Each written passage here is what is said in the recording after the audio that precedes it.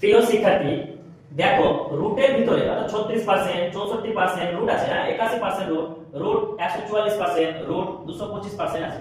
তো এই কনসেপ্টটা আমরা অনেকেই ভুল করে ফেলি। তো এটাকে আমরা কিভাবে করব?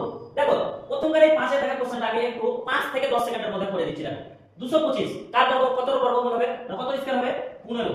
ঠিক আছে, একটা শূন্য লাগিয়ে পার্সেন্টেজ লাগিয়ে দাও, এটা হচ্ছে সঠিক অ্যানসার। স্যার আপনি এতটা কিভাবে করলেন? চলো আমরা আগে বেসিকটা শিখে নিই। প্রথমবার কোশ্চেনটা দেখো আছে 36% অর্থাৎ রুট 36%। তো আমি যদি এটাকে করি তো কি হবে, 36% দেখো, তাহলে উপরে 36 আর পার্সেন্টেজটাকে যদি আমি তুলে দিই তাহলে কত হবে, 100। রুট আছে, রুট লাগিয়ে দাও।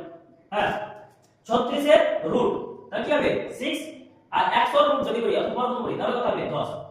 এবার আমরা এই 6/100 6/10, ঠিক আছে 6/10 আছে, এটাকে যদি আমরা শতকরায় রূপান্তর করতে পারি অর্থাৎ পার্সেন্টেজ, ঠিক আছে, তো কি হবে 100 দিয়ে গুণ করে দেব আমরা, শূন্য শূন্য কেটে দাও, তাহলে কি আলটিমেটলি 6/10 অর্থাৎ 60%। হ্যাঁ তো আমরা ট্রিক্সের মাধ্যমে যদি করতাম তাহলে কি 36 এর রুট করলে কি হতো 6, আর পার্সেন্টেজ যখন আমি করতে যাব তাহলে একটা শূন্য দিয়ে একটা পার্সেন্টেজ লাগিয়ে দাও, তাহলে 60%। হ্যাঁ তাহলে অপশন নাম্বার কি হবে, অপশন নাম্বার সি।